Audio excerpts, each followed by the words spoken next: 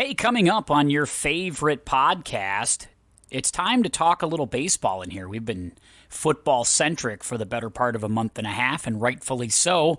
It's the only game in town for probably the next couple of months, but there was a baseball season, if you could believe it or not. And Zach and I have some opinions on not only the World Series, but the season in general, and maybe where we're going. And maybe we'll get into a couple other things, too, as well as we sit here. But it's a baseball pod. It's me. It's Zach. It's a Sunday night. It's the day after Halloween. It's dark at 5:30. What more can you want? It's the pod, and it's next.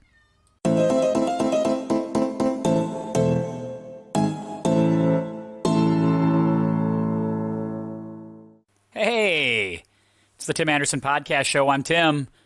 And day after Halloween, daylight standard time officially, cold day, windy day out here in Minneapolis. I'm here in my little Oak Park studio, and off in his little ritzy palatial estate is Zach, joining us here to talk a little baseball tonight. Zach, how you doing? Doing well. We felt the effects of the daylight savings time change today because the little guys don't know that they're supposed to sleep in for that extra hour. And then us being foolish, we got in the car and forgot that the clock wasn't changed. So we went to go out to eat, and we were sitting outside the place waiting for it to open an hour early. Oh, it's the common error. I mean, those are always the last things to change, right? The car, the microwave. You get thrown off for like a day or two on that. It's just thank God for the cell phone doing it automatically. Otherwise, that would be real trouble here. Yeah, and the old vehicle would change it on its own. Like it knew to change for savings time, but our when we traded in for a bigger vehicle for, more seats for more kids, apparently the new one does not. Yeah. The modern technology you'd think would help you out on that a little bit, but guess not. How was your Halloween? Did the kids go out? How did it go? I mean, it's very windy out. It was like 40-mile-an-hour winds at times last night, it seemed like. So, but did the kids get out? Yeah, the older ones were off with their friends at their houses. Daughter went out to eat with some friends and then did their thing. We took the two little ones across the street to the neighbors to trick or treat. And then we came back to our place and handed out candy all night. That's a fantastic gig. We only had like 10 kids at ours, but I'm hoping in the future we'll have a little bit more. We're kind of new to the whole trick-or-treater homeowner thing. But the wind, I think, was a little scary. Obviously, the wind, the Rona, everything else. But, I got into this argument with a couple of my students that we teach. The high school kids still want to go out trick-or-treating. Do we have an age stoppage for this? I mean, I'm firm on 7th, 8th grade, right? I'm pretty firm on that. I did not. We did not turn anyone away. We had 51 people out to our door last night. Yeah. But I wouldn't have turned them away because I don't want to get as long as you're putting in some effort. Yeah, that's true. I guess if you put in some effort, I can live with it.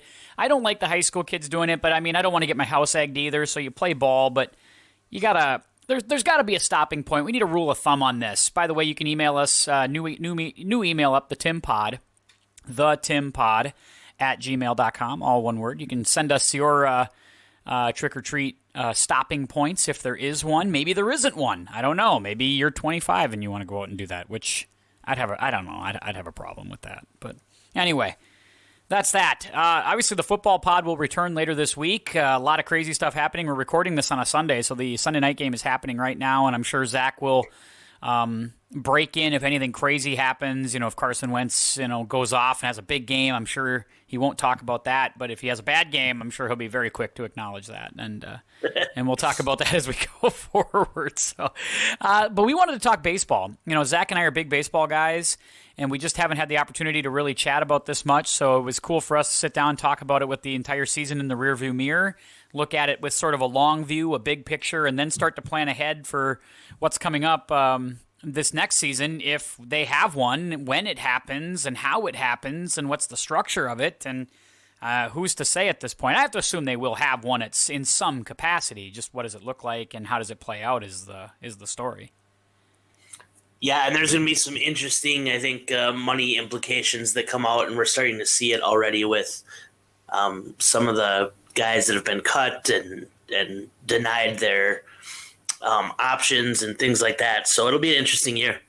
Can't wait to see it. There's a lot of guys that are up for free agency this winter. This kind of hot stove year. Could be one of the more interesting in the history of the game.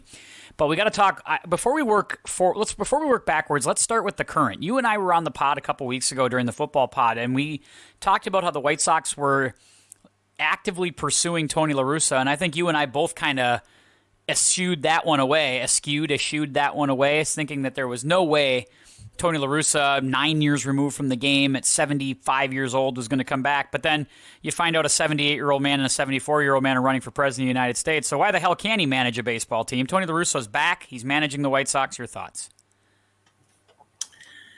Originally, I think I would have, just ripped on this move up and down.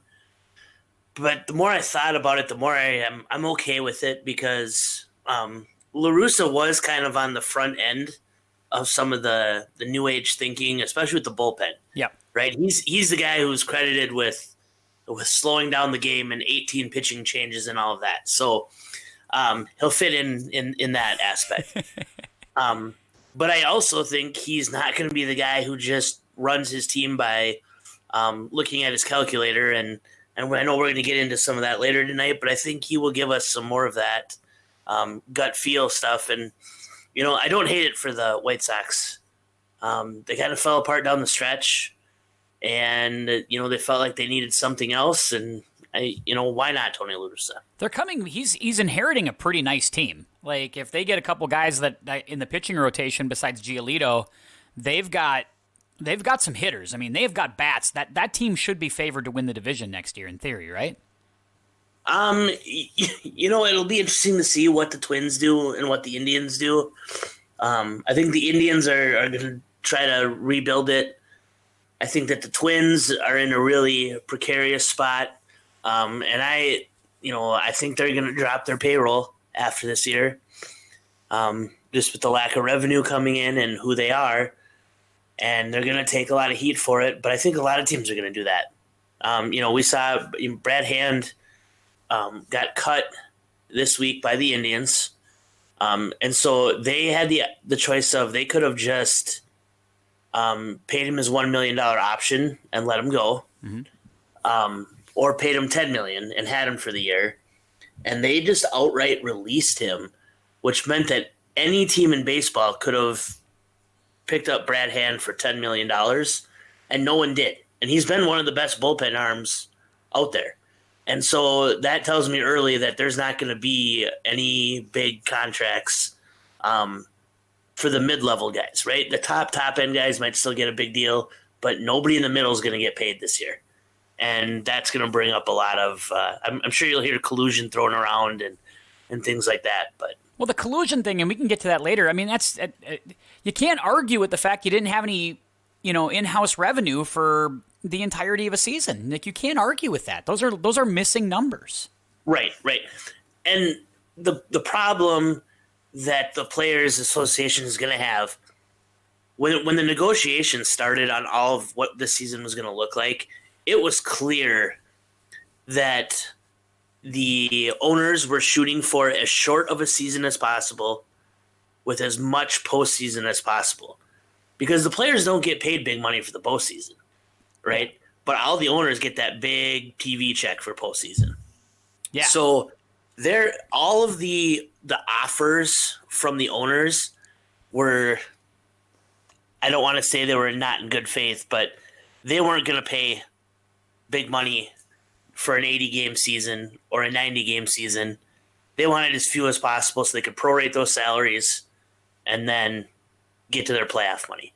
But that meant, 60 games cut into all their money. The owners know what they're doing, right? It might have hurt them a little bit this year, but they're not going to spend it next year, and they're going to have all the reason not to. Right. So it's an interesting. We'll get into that. I want to get into I'm going to put a pin in that because I want to get back to that. The economics of baseball. Let's stick with the.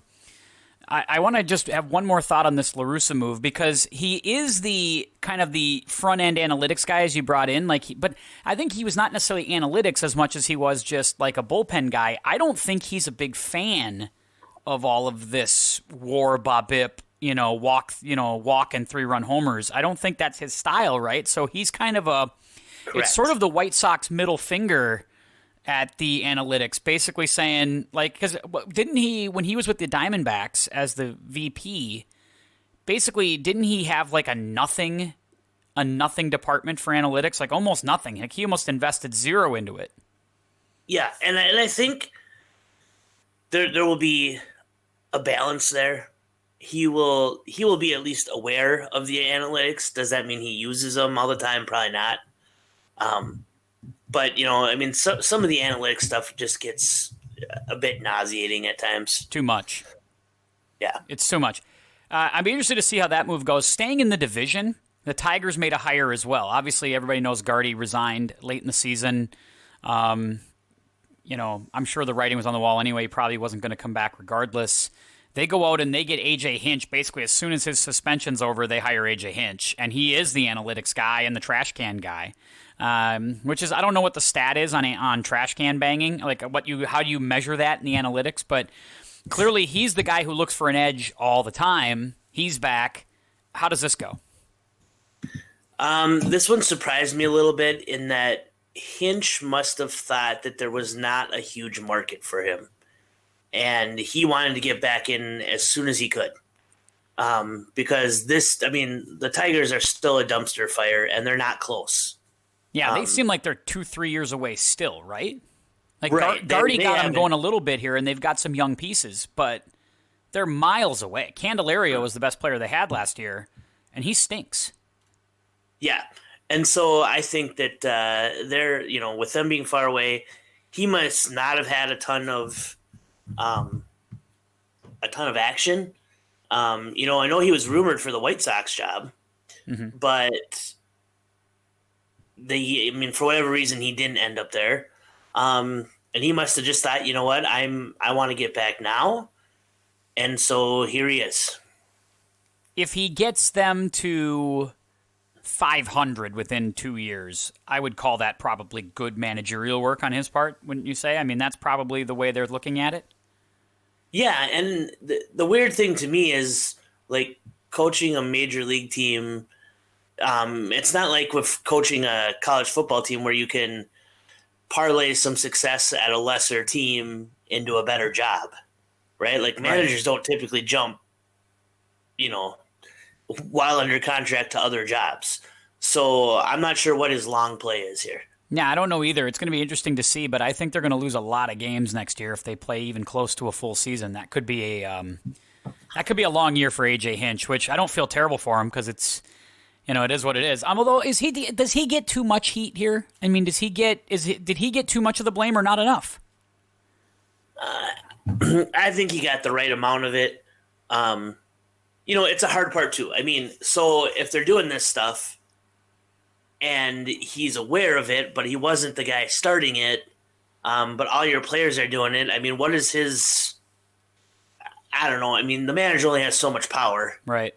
I don't know how much he could have gotten him to stop and it doesn't bother me as much as it does everyone else. I mean, yes, it was wrong and they should have got punished for it, but they've served their time now. And the interesting thing will be now, right? Cora's the next guy looking for the job. And you know what job is open? Yeah, I was just going to ask you about this. His job in Boston. Do the Boston Red Sox hire him? There. Do they bring him back? Yeah, do they? That's what I'm asking. I think that's the most interesting piece of this because they obviously moved on from Renicky. That was not going to be an option for them. Obviously, is there a great candidate out there that if you're Boston, you're like, this is the guy we want running the team or as our new manager? I mean, I don't know if that guy exists. So Cora seems like the best guy. Yeah, I think they could go back to him. I really do. And it's a weird position to be in for sure. But I mean, the guy won the World Series there, and for what we know, their transgressions were not as egregious. So I could see it happening. And then he puts Carlos Beltran on the coaching staff, and then off we go, right? And then I mean, why not? Who's to say that he wouldn't do any of that just to kind of get everybody back in and try to do a make good here? I could see the Red Sox doing this. I could see them pulling the trigger. They've got the equity to do it as an organization. I don't think the fans would kill them in Boston because he's won a World Series. So I think Yeah. the fans would think this was worth the risk. And it's weird because I feel like nobody tears it down and builds it back up as quick as Boston does.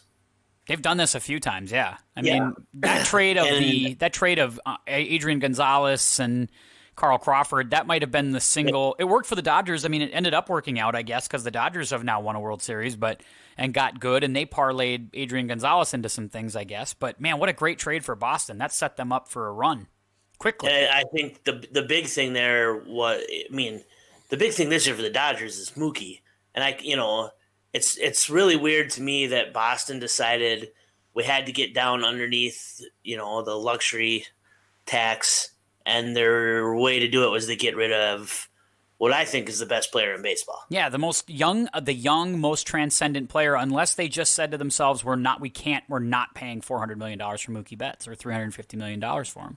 But I don't know why you wouldn't. Mookie Betts is fantastic. I mean, Yeah. he's young, he's energetic.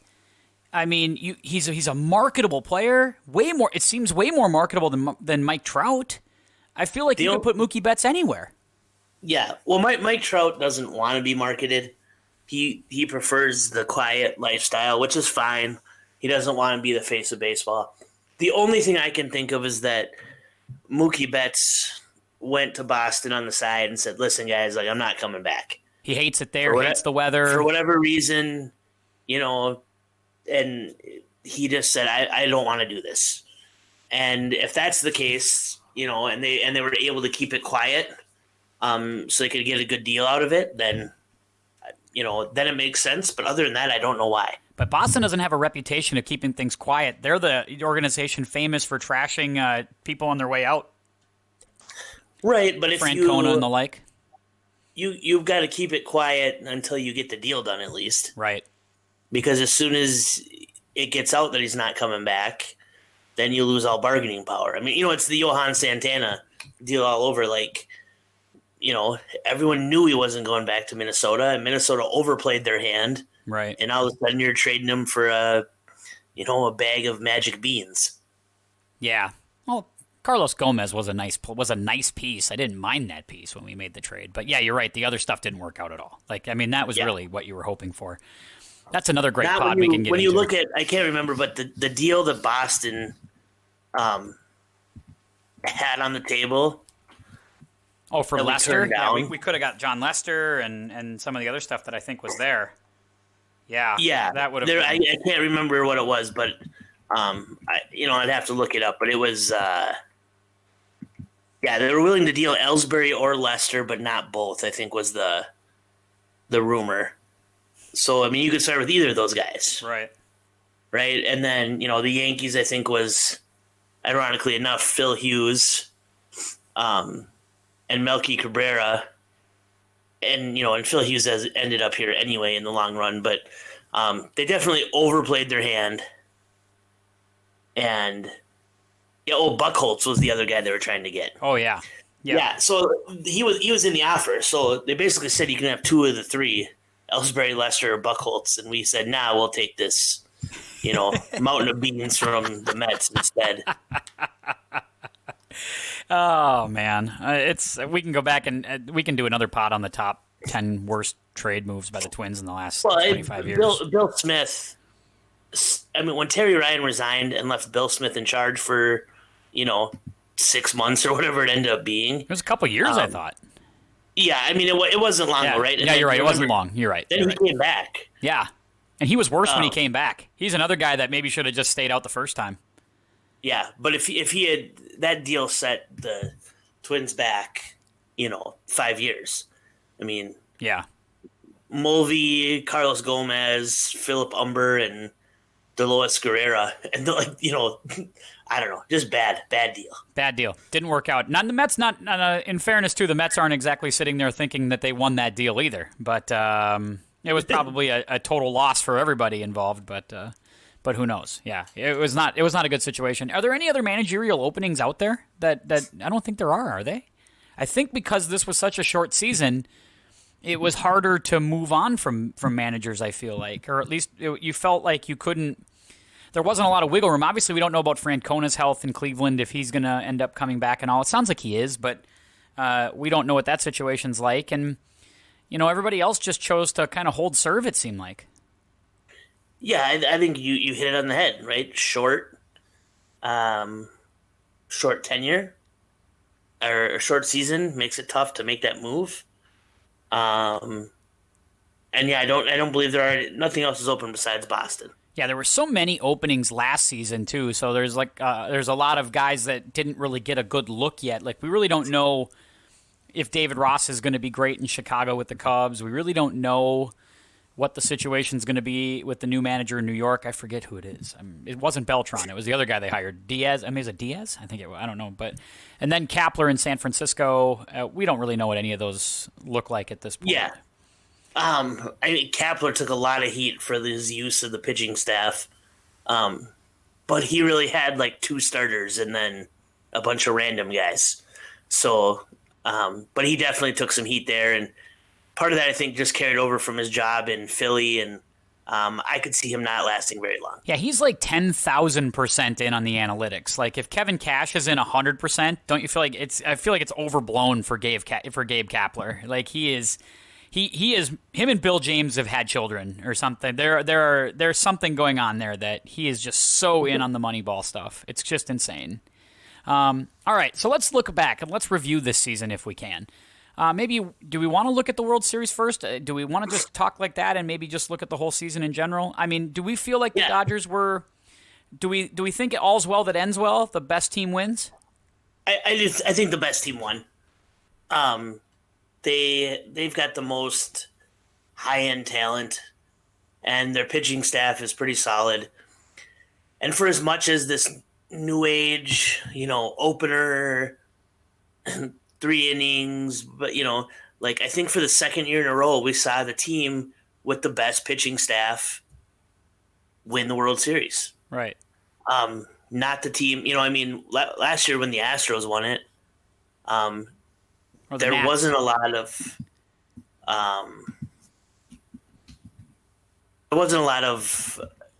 openers and the Nationals. Yeah, the Nats. Right? But the Nationals won it last year, the year before. The Nationals the year before. Yep. Yeah. So last 3 years, right? Yeah. The Nationals had really good pitching, right? The Astros had really good pitching. So as much as you want to mess around with that stuff, and as much as it might help you in the regular season, I don't think it translates to the playoffs.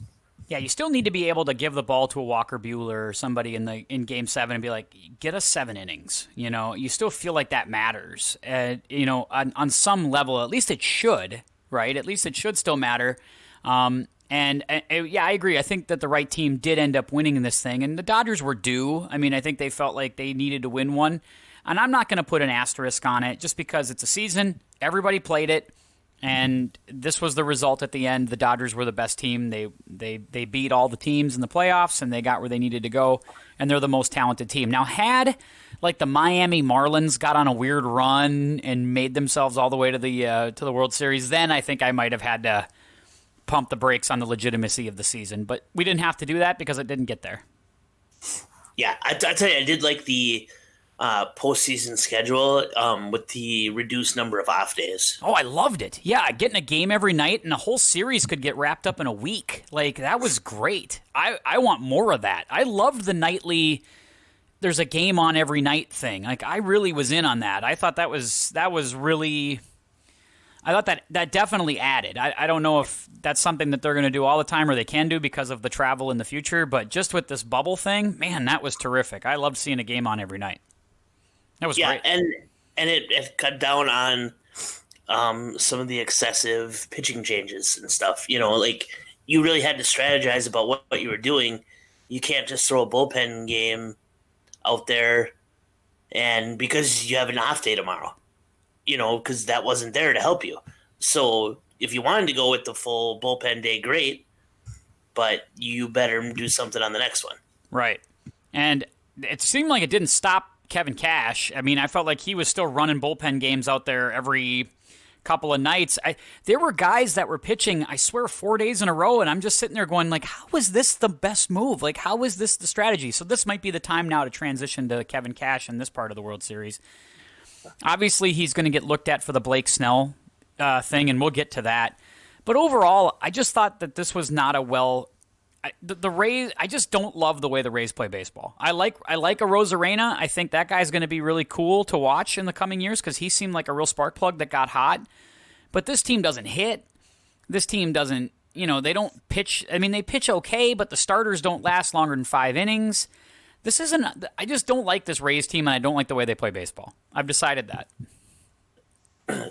Yeah, it's not an exciting brand to watch. The Snell stuff is somewhat baffling to me in that, right, they had to win 2 games still. So if you win that one, you still have to win. And so if you make those moves and you're burning through this bullpen stuff, you still got to do it again tomorrow. So why not leave your best guy out there? Because sometimes the analytics stuff, it's overblown, right? I mean, we've heard all the stuff about third time through, but they actually went through and showed the stats I saw. And during that season, Snell was actually slightly better the third time through against hitters. And he was facing Mookie Betts was due up. Mookie Betts was actually worse the third time through than he was the second time through against a pitcher in the same game. So, like, those stats actually are out there. I'm assuming they would have that in their hand in front of them as well, not just this giant view of over the course of the last 5 years, third time through, bad. It's such a baffling way to play the game. And these aren't just computer nerds getting managers' jobs. Like, Kevin Cash played in the major leagues. Gabe Kapler played in the major leagues. Like, these guys are big-time ball players. At least they were. This notion that they would have no feel and that they're going to go strictly on the numbers and strictly on the mechanics and the WAR and the ERAs, the third time throughs and all that stuff, and they wouldn't just sit there and be like, you know what, I've played baseball for 25 years and my eye tells me and my gut tells me that I don't have a guy in the bullpen better than the guy on the mound. Like, and it's the same problem I had with the Twins when they lost that game against Houston with Barrios. Barrios is throwing a gem. He's thrown 75 pitches and he's out of the game. And here comes, I don't know, Cody Stashak or whatever his name is. I don't know what and I'm like, you can't look me in the eye and tell me that guy's better than this guy. Like, there's just no way. I refuse to believe it. It makes it difficult, and that's, I think, something that comes up.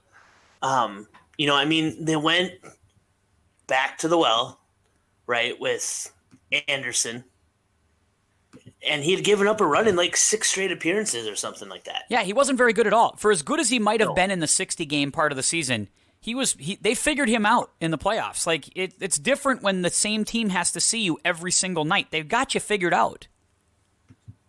Yeah, and you may, I don't know if I've ever told you this, but Nick Anderson was moments away from being a Champlin Logator. Oh, really? I didn't know that.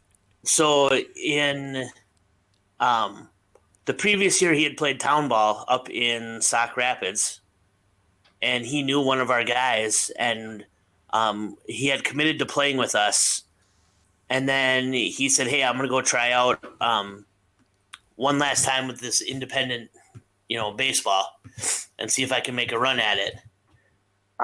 And so he actually signed that year in independent ball instead of playing with us then.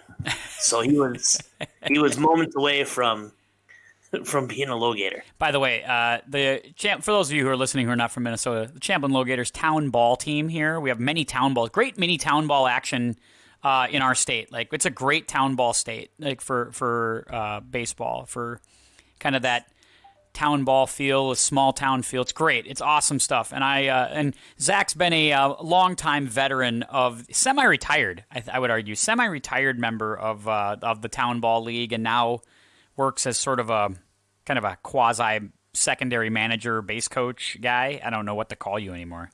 Yeah, I did not. I did not make an appearance in a game this year. But what I was. I am the acting manager. As our head manager is usually our catcher.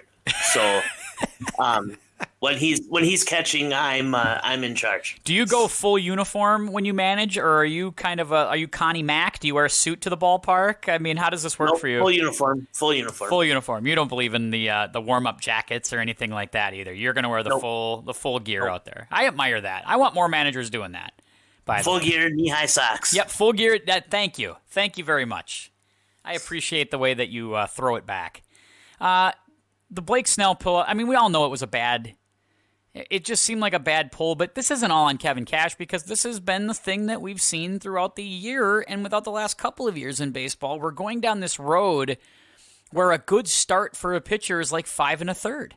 And I just think that's a really bad road to go down for Major League Baseball. I don't know if you agree.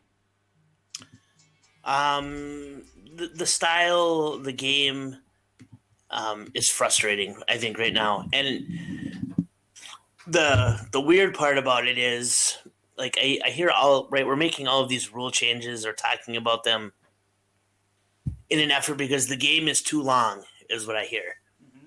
Same thing. And so we're trying to shorten the game. But, by what, 5 to 10 minutes are what these rule changes are implementing, they're hoping they're going to do. Yep. But in the long run, I personally don't think that's a big deal because I don't know anyone who goes, all right, I've watched this game for, 3 hours, but 3:05, that's my limit. Right. So that's one thing. But I think that baseball has bigger issues that doesn't deal with the time of play. Right. And I think the time of play thing would take care of itself if they made some of the other changes that I'd like to see them go back to because, I agree with you. I don't think it's about 3 hours or 3:05. I do think it's about 3:45 or 4. When these games start stretching into the 4-hour range, 4 hours 20, that is way too long. And even in the playoffs, I understand where everything is a little bit more heightened, so the game's going to be a little longer in the playoffs. I get that. But there are regular season games that are going 3:45, and I'm like, that's just unacceptable to me. I don't know. But let's talk about those problems. What do you think are the things they have to do first? I mean, other than just trying to speed it up and hey, let's 3 warm-up tosses between innings, and you can't shake out a pitcher after 3 hitters, all that stuff. What? There's some obvious things that I think they need to do differently, but what do you think? The 3 true outcomes are killing the game right now, right? Strikeout, the walk, and the home run. There's just not enough balls put in play. Yep. So there's not enough action in that time, right? That's the problem. 3.5 hours is fine if there's action happening in it. Right. But when it's, strikeout, walk, home run, walk, strikeout, that's not exciting baseball. So I think that's the biggest thing. The hardest part is, right, we've shown that mathematically that's the way to win games. So how do you balance that, right? How do you tell teams we don't want you playing this style of ball when that's the style of ball that is showing how to win or, is proven to win right now? So I think that baseball needs to look at finding ways to, incentivize teams to put the ball in play, or, the inverse of that is discourage teams from just swinging for the fences on everything. Or you deaden the ball. Maybe you have to figure out how to, go back to a dead ball era type thing or something where you're playing with a, college baseball, I thought, figured this out when they did something different with the bats. Like they went to the composite bat versus like the aluminum bat. And I thought it took some of the home run thing away from them and forced them to go back to playing some baseball. I don't know if that's, you can't go further from the wood bat, but you got to look at something different here because I agree with you. I think that's the problem is that there's not enough balls in play. That's number one, right? So we don't get to see double plays and things like that consistently enough.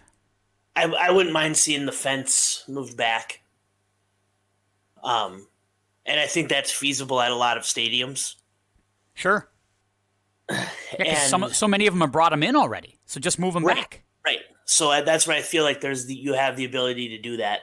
And if you expand that outfield and you expand, so not only does moving the fences back make the home run more difficult, but it also adds to the square footage in the outfield, right? The area that needs to be covered by those guys. So I think that's something that would improve the game on my end. I get it, right? Like the home run is sexy and it's sold tickets for a long time. But I think it's just getting to the point now where it's like, man, we need something else. We need another reason to watch the game. Well, it's kind of like everything else, right? Like when everybody's doing it, it's not interesting anymore. Like it's if everybody's got a flat screen TV, now it doesn't really matter what flat screen TV you have or how, getting one is, it's not that important. Once everybody's got it and everybody's kept up with the Joneses, then there's got to be a new thing. And we're kind of at that point now where the long ball is sexy, I agree. And it's nice when your guys can hit home runs. But if literally everybody can hit a home run, and it is just a flick of the wrist to get the ball to the ballpark, like watching, some guy who'd probably 20 years ago have hit 260 and maybe hit 10 home runs, hit 250 and hit 25 home runs. I don't know. That doesn't do it for me. I guess I'd rather see guys with roles and do the things that they used to do. It reminds me of when the Dolphins started the Wildcat. Right. And Ronnie Brown, or sometimes they had Ricky Williams back there, but it was Ronnie Brown mostly at the start, was taking the direct snap, and everybody was like, oh my God, this is the greatest thing ever, And then everybody put that in, and a month later, like, it was dead, because everyone was doing it. Right. And so that's where I think that, baseball needs to evolve. I don't want to see a drastic rule change. No. Because I jokingly brought it up one time with someone, like if you want to make teams not strike out, like the strikeout's now a double play. Right? Yeah. Now you'll see a lot more balls put in play. Sure. But I don't want that, right? That drastically changes the game. Yeah, it does. But it would change it for what we're talking about is you would have guys putting the ball in play. Right. I'd like to see, and it might come down to where it just, maybe it is something like the White Sox, right? Or, like a Tony La Russa who's not super big on all this stuff with, the Bob Bipp and the WAR and all this stuff. And he's just sort of he comes in and he manages by feel and he's old school and he does what he does and he wins the World Series with it. Maybe that's enough to stem the tide. Maybe this Blake Snell thing already puts analytics in a bad light for a couple weeks. So you start to see the thing start to roll the other way. And, you know how things are. Everything's a trend. And next thing you know, next team will run out and try to find their next Tony La Russa or find the next old school guy that can help bring toughness and, an old school style back to baseball or something like that. I don't know, but it does need to, I do think it needs to, something has to change. Like, I wonder if the GMs or the owners at some point would be interested in getting together, and if we talk about collusion, here you go, say, we need to figure out how to weed some of this crap out, and we need to get back to playing baseball, like the way it used to be played. Okay, so let's talk a little, this is probably a good chance to transition to some of those rule changes from this year. Yeah. They got rid of the guy who comes in and faces one lefty because you got to face 3 batters now or finish the inning. And I thought that, I wasn't a big fan of it because I'm not a big fan of rules that, it's fundamentally changing the game. But I didn't notice it as much as I thought I would have. Yeah, I didn't. It wasn't a huge deal to me. And yeah, you're right. It takes away the the lefty slinger specialist who only comes in to get one guy out a game. But you know what? Maybe that's okay. Make sure that I want my guys to be able to get out both righties and lefties. Jesse Orosco is rolling over in his grave right now. That guy pitched for like 40 years, getting one guy out a night. That's true. And sorry to hear that for him, but it is what it is. Yeah. So that one I was okay with. Yep, me too. I think the universal DH will be here to stay after the next bargaining agreement.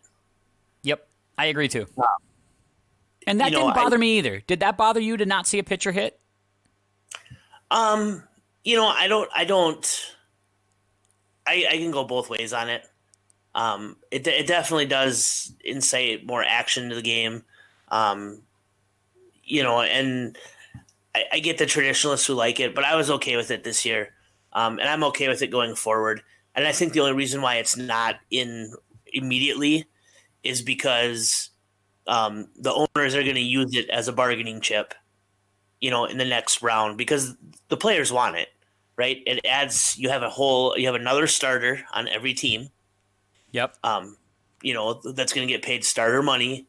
And it opens up a spot for veterans, right? I mean, as much as we love Nelson Cruz here, sorry about that. As much as we love Nelson Cruz here, he only has half the league where he can play. That's true. And he's very limited as far as, his options. And it does seem different the way the two leagues are just fundamentally ran differently as well. Like, you'd like to see uniformity in the rules of the leagues. Like, I guess that's where I come back to always, having always been in a DH town, I guess that's always been weird to me. I mean, I haven't minded it either way, but it has always been weird that the rules aren't uniformed across all of Major League Baseball. Yeah. Well, part of that is they were, for the longest time, two separate leagues. Right. And even when they were still playing under the moniker of Major League Baseball, they were operated separately, right? There was an American League president and a National League president, and they never played each other until the World Series. And, so there was a lot of things that have just disappeared from the game. I mean, I remember the first time we had interleague play, it was a big deal. Now we have an interleague game or an interleague series every weekend or every week. It's nonstop because there's 15 and 15 now. Yeah, until they do the expansion, which sounds like Nashville looks like they're going to get a team, and somebody else is going to get a team here to get the 32. You have to think that that's coming at some point to even this out. Here's the one thing I would do. If you're going to keep the pitchers hitting, I would like to see that when you play an interleague game, you play by the road team's rules. Ooh. So now, as a Twins fan, that's going to the Twins games, I get to see the National League style of play, 15 times a year in my park. That's cool. I like that idea. That's different. That's an interesting wrinkle. I like that. And I think that gives you some novelty to it as well. You get to see that. I mean, that's the weird thing, right? Like, I go, oh man, I would have loved to seen Bartolo Colon hit once at a game live, not just on TV. You might be the only person in the world, though, who said, I want to see Bartolo Colon hit. Remember when he hit that home run? Oh my God. Laying out of his shoes. Oh my God. Watching Bartolo Colon swing and miss might be the, well, I mean, it's like he's an everyman in that regard, because that's exactly what we would do if we had to go up there and deal with a 94-mile-an-hour fastball or something like that. I'm sure. Well, you'd at least probably bunt it or do something. I mean, I would swing and miss and flail, and it'd be embarrassing to watch. But I think for me, it's more and more like the stuff that breaks and moves. Oh. Like if you can throw hard, I can get my front foot down early enough, and you could turn a straight ball around. Yeah, they'd throw that first slider to you, and you wouldn't see it coming, and that's it. I mean, that's the end of the game. I mean, there are major leaguers that can't hit a slider. I remember I think it might be the last game I played in. I hadn't played in a long time, and we were short on guys, and so I made the trip down to St. Paul to play, and we were facing a lefty. And, the ball came out of his hand, and I read breaking ball, perfectly. And then that ball broke into me instead of away from me like a right-handers would have. Yeah. And I was like, oh, yeah. Forgot about that.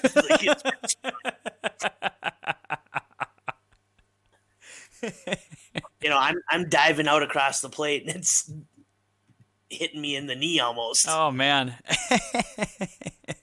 And that's when you knew that it was time to hang it up. That it was time to be an acting manager. Yeah. I've known for a while that it's been there, but it's hard to give it up. Oh, I understand that. I totally get it. So, okay, we say to ourselves, let's move the fences back. Let's expand the outfield.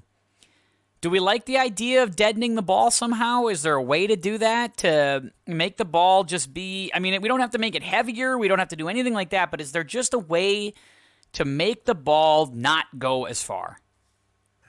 I'm sure there is. I'm sure you can also... I mean, you look at the laces. The laces are always a big thing. And so how do those laces stick up? How do they, what grip does that afford the pitcher? But the caveat to that is, right, I don't want them to do something to the ball that then makes the pitcher more likely to strike people out too. No, that's true.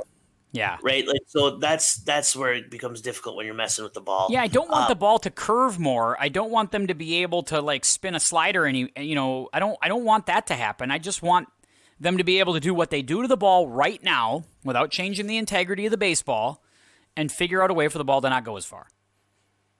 Well, and I think that, because that was the talk, is that when they were talking about the juiced ball, it was that they thought the laces were down on them, right? So if you bring the laces are down a little bit, it's creating less drag. It's easier for the ball to go out. But if you bring the laces up, now you can throw ungodly breaking stuff. So that can't be the way to do it. So I don't know. I don't know if you can find a way where it's not wound as tight or what you do. I just, it's weird to look at the numbers. I watched a couple of guys who had passed away this year, obviously Bob Gibson and recently Joe Morgan. They start throwing those guys' statistics up there against like what we're watching right now. And you just say to yourself, well, there's two schools of thought, right? Like if Sandy Koufax had pitch counts and things like that, he might have pitched 7 more years, or 8 more years or whatever. But you look at what Bob Gibson did and the innings he threw and like his strikeouts and how many times he took the ball on 3 days rest and how many times he threw complete games. Like we are literally in an era where a great pitcher will go to the Hall of Fame with no complete games. Isn't that possible? That's possible, right? Like we will see a pitcher not have a complete game and go to the Hall of Fame. Yeah, for sure. I mean, some of those guys aren't even being given the opportunity to start the game because they're going to use an opener. Yeah, and then you think of a guy like Joe Morgan who hit for average, hit for some power, stole a lot of bases. Like the days of a guy getting 60 to 70 steals a year. Like that's never going to happen. Right? But why wouldn't it happen in these analytics? Like, it just doesn't make sense to me that you wouldn't... If you get a chance to get an extra base without having to put a ball in play, why wouldn't you do that? It's just weird to me. Because your success rate has to be so high for it to be worthwhile. I can't remember what it is exactly, but I think it's like 74% of stealing second base to make it worth your while. So and part of that though is because all these teams are just hitting home runs. Right. You don't want to take the bat out of the hand of a power hitter. Right. Or the guy's going to score on a ball in the gap anyway for a double. So I think that's part of the reason that they have allowed the stolen base to go by the wayside is you have to be so dang good at it. And there's just not it's not valued. Is there one fan? Do you think MLB is going to look and say, here's the problem with the analytics. It's no fan is watching baseball because of analytics. Like, it's possible guys watch the NBA to watch, Steph Curry hit 15 3 balls, or something like that. Clearly everybody watches the NFL not because they run the counter tray, but because, Mahomes can throw the ball in all kinds of ways to all kinds of alleys and make things happen, right? Or there's at least a lot of different ways to play football to where there's some appreciation for that. But is there anybody who watches baseball and goes, wow, that's the way they're managing this bullpen, the way we're seeing 8 pitchers go out there and throw in a World Series game, that's what's going to bring me to the game. Do you there's no way, right? Correct. There's not the only aspect of it that you could say would be a positive towards the fan experience is the home runs. Right, we're getting more home runs now than we were But I think that the home run stuff too is related to steroids. I'm going to say it. I think that, PEDs are back in the game. You think so? I do. I think they went away briefly, but I do think that they're back. And I think that it's hiding in statements of, launch angle and exit velocity, as though like nobody in baseball history, in the 125 years until now, thought, God, I wonder what'll happen if I tried to hit a home run. You know what I mean? Like, yeah, some like the first guy to ever try to hit a home run. Like maybe I should swing with a little bit of an uppercut. Like that stuff's been around, right? It's just that these. I think that that's part of it, right? I think that the home runs are back. They're higher because of we're okay with strikeouts. So we have more guys, right, who are willing to, right. The 7, 8, and 9 hitters are still swinging for the fences, right? Those guys used to be moving base runners. And then on the other side of it, you've got the steroids. Like, I think those two things are what has the home run numbers up so high, right? I mean, we had like 4 teams break the home run record in 1 year, didn't it? Yeah. When the Twins broke it. Yeah, and it was incredible from the Twins' perspective because, like, we went from a team that couldn't hit home runs for the longest time, where our leading home run hitter was 20 home runs, to where you had 7 guys in the lineup hit 25 or more.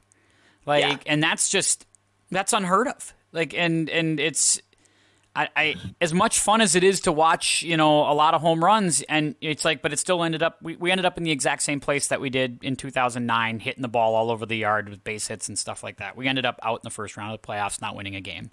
So there's no proof that this model makes you better, that this model wins World Series. The Oakland A's haven't won a World Series yet. So, like, I guess I want to see the proof that this is the model that wins World Series, because I haven't seen it yet. Right. I still think it comes down to having big name pitching. If you don't have the pitcher, I don't think you've got, the way to win like that. So, I don't know. I would... Here's my question to you.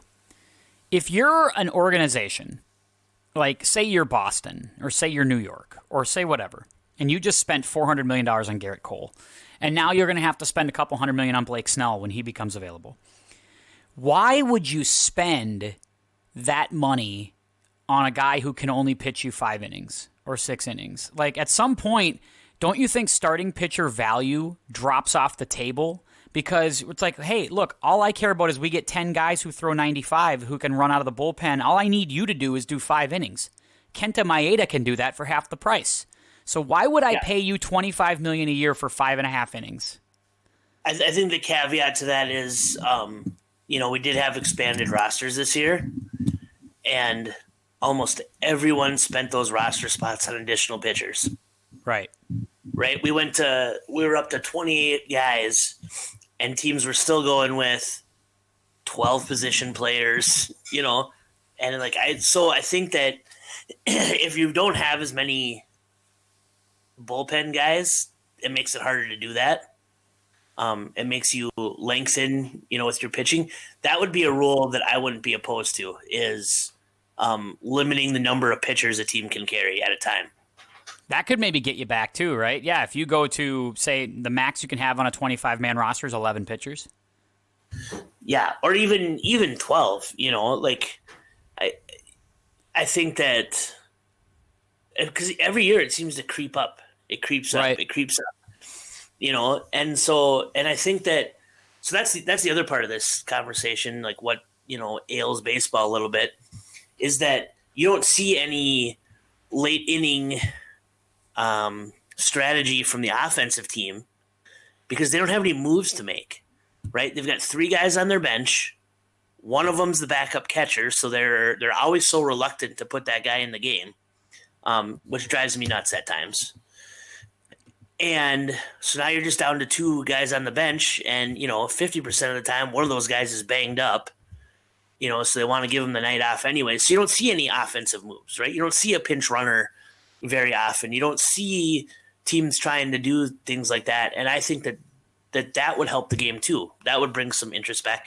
Because in the end, baseball is a game that is designed for people with an imagination, right? Half the fun of a baseball game is discussing the situation and what you would do if you were in charge, or what you would have done, on the previous at bat or whatever, and discussing that, like, oh, they should get this pitcher ready, or I'd bunt here or whatever. So having more situations where that comes up makes the game more interesting. I agree. And to me, the MLB is in a spot where it's like you're alienating your old school fans with this system, and you're not bringing new fans in. I just feel like there's no way that's a winnable situation. Because, like, I'm an old school guy, you're an old school guy, and I'm not trying to act like the get off my lawn thing. And I enjoyed some World Series. Like, Game 4 was terrific. Like, I thought that was great theater. I really enjoyed it. It was a weird way to end it, but that's baseball. That's what's fun about it, is you get at-bats like that, and you get great plays like that every once in a while. But again, that was not a home run. It wasn't a walk-off home run or a walk or a strikeout. It was a ball in play that you just, again, when you put it in play, things happen. And I think maybe that's why people loved it. And we didn't get that for the other two games of the series because the manager kind of took it away from his players. So with those, I mean, we touched on a few of the rule changes, but like the extra inning stuff, I'm out on that. Out on it. I'm assuming you are too. Don't need it. Don't need 7-inning doubleheaders. I understand they did that to get through the pandemic, so I don't see that as a permanent thing. But yeah, I'm out on the extra inning rule. I think it's stupid. It's gimmicky. I don't need it. I'm fine with them playing a full inning to win it. That's fine. Yeah, I agree. The doubleheader stuff too. Like same thing. Like I want just regular games. It wouldn't be the worst thing in the world if you were scheduling a doubleheader for everyone at some point in the year. I think because that's an issue we're going to run into here, right? They're talking about keeping the expanded playoffs. I do not want that. I didn't hate it, but I would. But there are things that would have to change in order for that to be something we do. And right, because now you're talking about you've got games going until almost November. Right. You have, which I mean, we've had games almost in November anyway in some of these years. I can't do. My problem with the expanded playoffs goes back to you water down your regular season. Right. Like what's the point of 162 games if half the teams are going to make the playoffs? That's fair. I understand that. I've got very little investment into watching a regular season game now. They used to schedule day-night doubleheaders or whatever it was as part of the season. They used to do that. I wouldn't be against them saying 2 to 3 times a month you will play a doubleheader during the regular season. And they just plan it, and they're just written into the schedule that way. I wouldn't be against doing that to shorten the season by a week, or 2 weeks. The worst thing in the world, and I think that it allows you to. I don't think we do it as often as you mentioned, but even if there's one a month, schedule doubleheaders, and then you tell the teams like you've got the next day off, so it gives you a day off to do it or whatever. I think that helps. I think so too. I'd like to see that, and I think doubleheaders are great. Like I like having them anyway as part of the schedule, and I think if they were just already there as part of it, I think. Yeah, maybe if it's one a month, that still ends the season, 5 to 6 days earlier than it did before. I think it has at least a chance to do that. And I don't know. I don't see where the problem is in that. That would be terrific. And for those of you keeping track at home, we just had Carson Wentz's third turnover of the first half.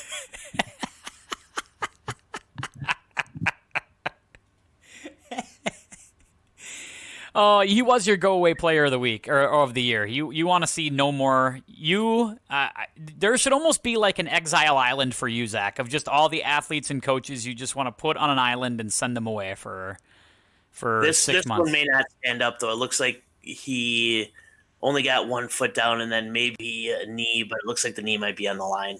There you go. Apology accepted to Carson Wentz. Apology accepted, then, basically, is what you're saying, right? You're sorry. You didn't mean to accuse Carson Wentz of three turnovers and a half. Yeah. There's still 2 minutes left to go in the half. We got time. Last thought on this one, too. See, I always feel like this style of play, like we're too late on guys like Byron Buxton. Like he can't stay healthy, but the guys like Buxton and maybe Francisco Lindor or whatever, some of these really good players, I feel like they're playing in the wrong era. And it's going to affect their ability to be looked at as, potentially great players or superstar players, and it changes the way you have to draft your roster now. I don't know. I think there are things we're missing out on. Buxton in like 85 would have been amazing. I agree. Like I don't know about you, but during the pandemic, have you watched old baseball games on YouTube? How often do you do that? Because I do it a lot. I watch a lot of old games. I did enjoy when ESPN was running a different game I think it was Monday night. Yeah. So that was nice. And, excuse me. But I mean, that's like, Vince Coleman did steal over 100 bases in 85, 86, and 87. Yeah. That's crazy, and Buxton's faster than him. Yeah, if they would make an investment in base stealing, could you imagine how good Byron Buxton would be right now? I mean, he would be Ricky Henderson, but without maybe the leadoff power or without the ability to just get on base or as consistently as Henderson could. Well, but he could be Vince Coleman at worst, right? At worst, he's Vince Coleman. Right. In 86, Vince Coleman hit .230, and his on-base percentage was .300, and he still stole 107 bases. Oh, God. So, by the way, that interception did stand. Oh, jeez. Son of a... And I'm the Wentz guy. I'm having a hard time. I know I'm losing that battle to you. I'm losing that battle with Carson Wentz. I'm going to keep fighting for him, but it's starting to look a little bleak there. It's tough. Well, that was good stuff, Zach. Anything else we want to talk about baseball-wise before we close this one down today? No, I just think, next year will be interesting to see where these guys end up that are free agents, what kind of deals they take. I think you'll see a lot of guys take a 1-year deal in hopes to hit the market again the next year. And we're going to do some short, maybe hot stove pods, here this winter. Whenever a big player signs or something, maybe you and I jump on the bat phone here real quick and break that down and figure out what that means for everybody going in and talk a little Twins and see how this thing goes as we get closer to next season. Sounds good to me. Oh, it's going to be so good. Oh, and by the way, more Top Rope Radio coming back on the podcast, too, down the road. Zach and I have been planning on talking some pro wrestling here soon, so it's going to get really aggressive in here. We're going to find ways to fill up the winter here once football is pretty much done. We have to figure out how to do that, and I think we've got some things in the fire. Yeah, it should be interesting to see when these other sports start again. Yeah, I know. Like, the NBA is talking maybe Christmas, maybe a 50-game schedule after the first of the year. What's the NHL going to do? I mean, we could be in a little bit of a hole here for about 2 months where there's nothing. Like, this is where the NBA would be starting or the NHL would be starting. And you're like, oh, well, baseball's done, but that's okay. Here come the Wolves. Here come the Wild. Here comes college basketball. And that's not in sight right now. Like college basketball, maybe, but it's bleak right now. We just have football, and that's it. It was tough Wednesday night sitting down for the pod, and we had, I turned on the TV and there was nothing on. There were no sports on. Oh. Well, you probably could have watched some college golf, actually. I think there was some college golf on. You might have to learn to like watching golf, Zach. You might have to start watching some golf. Golf's the one sport you can depend on. That and maybe some NASCAR racing. All right. I think I'm going to sort my sock drawer next Wednesday.